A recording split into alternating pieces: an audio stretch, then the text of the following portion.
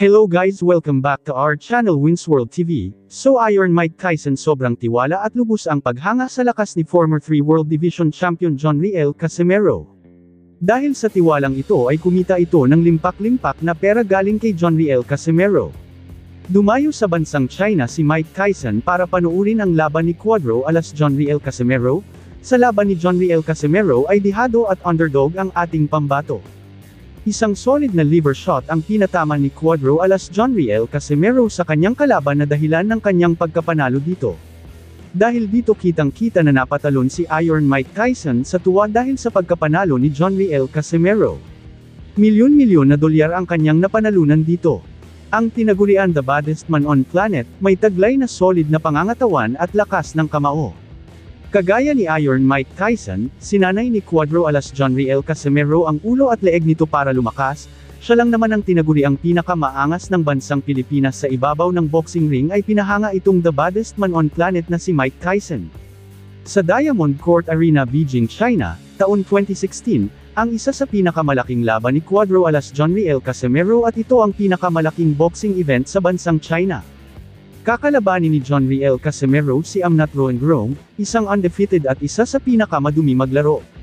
Paglabanan nila ang IBF Flyweight Division.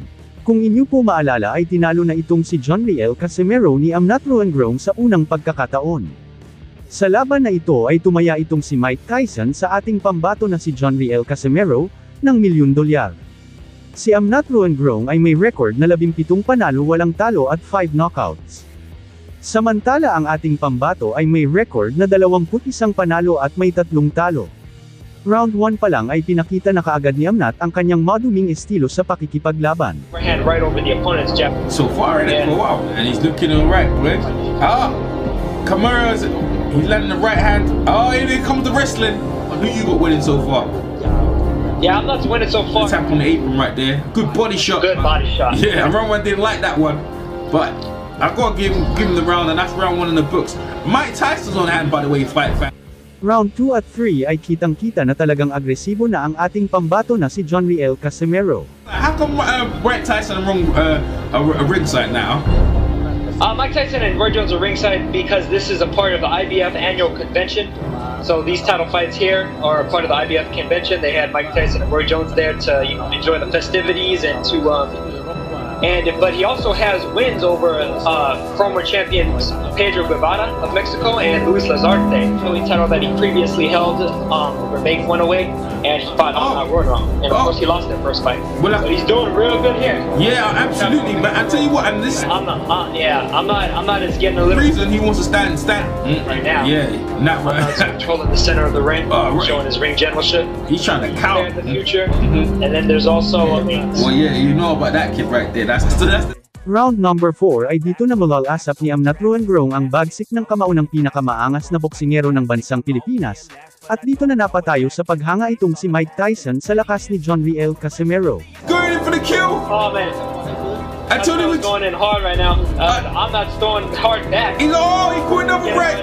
Oh, big right hand. And the fight has changed, and he's trying for the biggest and the big 10-8. And look, he's trying to time. And that run serious. I've never seen him hurt like that. I've seen him go down to a millions Matt Williams but Raw, but this one here, he looks really hurt. His legs. I'm not. It's very hurt, but he's throwing back with bad intention. Yeah. Nice overhand. He's trying to trip him, and he's trying to trip him. He's trying to trip him with his leg. I saw that in that row, right? Yeah. He looks like trying to survive. I tell you what, man, and he's after him.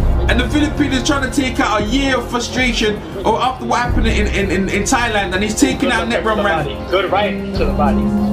And he's definitely Casimero is not trying to be home. Girls landed flush on the chin. And then finally the left hook to the body. Yeah. 1, 2, 3, perfectly placed. Right to his liver. You see Casimero showing out after he drops him, showing that bad blood between them. And he's happy. And look how he's smiling. Look how he's really upset, isn't it? He's dear now. Dahil sa pagkapanalo ni John Riel Casimero ay sinamba talaga ni Mike Tyson ang ating pambato na si John Riel Casimero dahil $1,000,000 ang ibinigay sa kanya ng angas ng bansang Pilipinas na si Cuadro alas John Riel Casimero. He knew he was coming, he just caught his rhythm because that's what has caused him, has enabled him to cause Pacquiao so many problems. Hello guys, welcome back to our channel Winsworld TV. So Manny Pacquiao naglabas na ng kanyang kasalukuyang kondisyon ng kanyang pangangatawan. Kulang-kulang 2 linggo na lang at magkakaalamanan na kung sino kina Manny Pacquiao at Mario Barrios ang hihiranggan malakas sa ibabaw ng boxing ring. Kitang-kita dito na talagang pigang-piga na ang katawan ng ating pambato na si Manny Pacquiao, bato-bato na ang pangangatawan nito, at nagmukhang bata pa ito tingnan at nakakatakot na, dahil kitang-kita na talagang malakas na ito at handang-handa na makipagtagisan ng kamao sa kamao, lakas sa kanyang kalaban na si WBC World Champion Mario Barrios. Kaya dahil dito ay talagang maraming mga fans ang tiwala na mananalo si Pacquiao kontra Mario Barrios. Dagdag pa ni Manny Pacquiao ay maganda daw ang kanyang pakiramdam at talagang fully conditioned na ang kanyang katawan. Dagdag pa ni Pacquiao ay maganda na rin ang kalagayan ng kanyang balikat, at wala na siyang naramdaman kahit anong kirot dito, dahil alam naman ng karamihan na may iniinda na injury sa kanyang balikat ang ating pambansang kamao, ilang taon na ang lumipas, na lagi niyang dala-dala at nahihirapan siya sa kanyang mga laban dahil dito. Ngunit ngayon taon kasalukuyan ay talagang wala na daw itong nararamdaman na kahit anong sakit, kaya 100% ready na siya. Mabilis na din ang galawan ng kanyang footwork at talagang komportable siyang gumalaw, dahil wala na itong nararamdaman na kahit anumang injury o sakit mapabalikat man or mapapaa. Dagdag pa sa ating mga balita, Carl James Martin hindi pinaya ang ginagawa ni Pacman na pagpapapalo ng stick sa katawan. Ang pagpapapalo kasi ng stick sa katawan ay nagpapalakas ng pain tolerance, para hindi ito basta-basta masasaktan sa mga pinapatama sa kanya ng kanyang kalaban, kaya ito panuulin ang pagsubok ni Carl James Martin sa training na ito.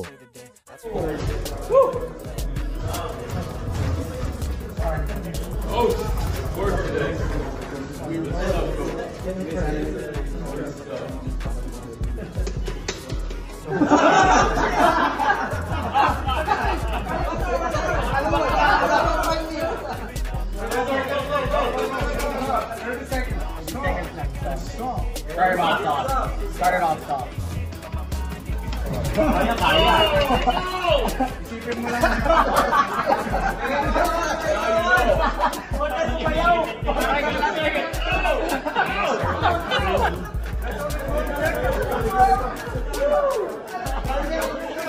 Na ginamitan niya ng tamang timing at tamang suntok, kung saan ay talagang tulog at nawalan ito ng malay itong si Manny Pacquiao. Kaya ayon sa kampo ni Mario Barrios ay napag-aralan nila ang galawan ni Manny Pacquiao, kaya hindi malabong mangyari na maulit muli ang sinapit ni Manny Pacquiao kay Juan Manuel Marquez sa mga kamay ni Mario Barrios. Ano sa tingin nyo guys, sino kaya ang matutamba at sino ang nanatiling nakatayo? Si Pacquiao ba or si Barrios? Just comment down below. Thank you for watching, salamat sa inyong panunood. This is Wins World TV, saying peace, love and good vibes lang tayo lagi, okay, alright. Oh, today. We were